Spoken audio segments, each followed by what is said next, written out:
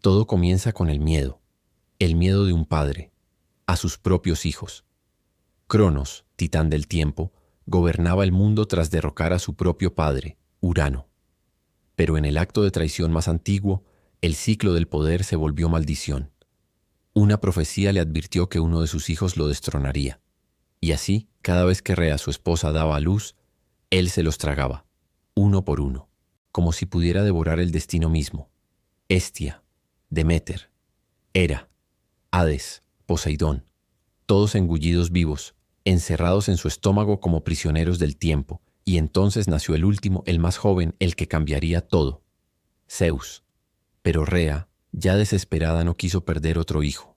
Con ayuda de Gea, la madre tierra, escondió al recién nacido en una cueva secreta en la isla de Creta, y en su lugar le dio a Cronos una piedra envuelta en pañales.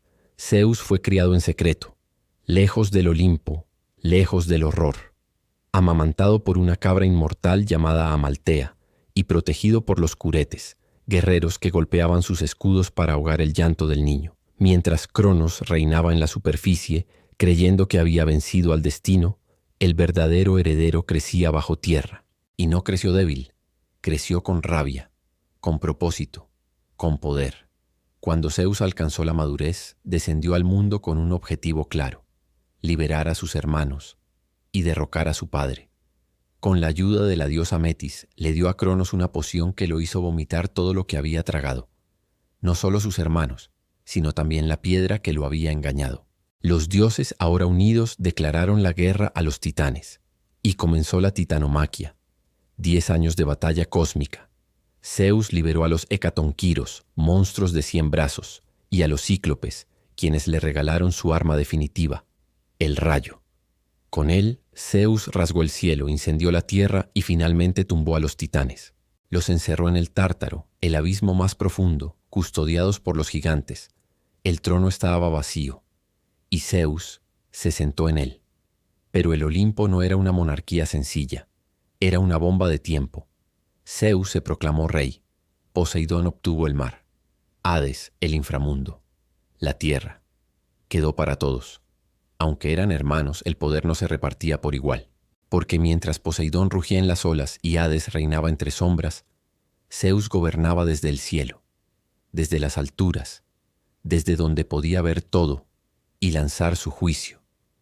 Era el dios del trueno, sí, pero también el dios del orden, del equilibrio y de los caprichos, porque Zeus no era un monarca justo, era poderoso, temido y respetado, pero también impulsivo, celoso, iracundo. Su voluntad era ley, su deseo, decreto, y su deseo era insaciable. Zeus no era fiel, ni constante, ni ético. Tenía tantas amantes como estrellas. Se enamoraba de diosas, ninfas, mortales, y para conseguirlas hacía lo impensable. Se transformó en toro para seducir a Europa, en cisne para alcanzar a Leda, en lluvia de oro para visitar a Dánae, en antorcha, en mendigo, en cualquier forma necesaria. Y cada historia de amor terminaba igual, con un hijo extraordinario y una tragedia. De sus uniones nacieron héroes como Heracles, Perseo, Helena de Troya y venganzas, porque Hera, su esposa y reina del Olimpo, nunca perdonó sus traiciones.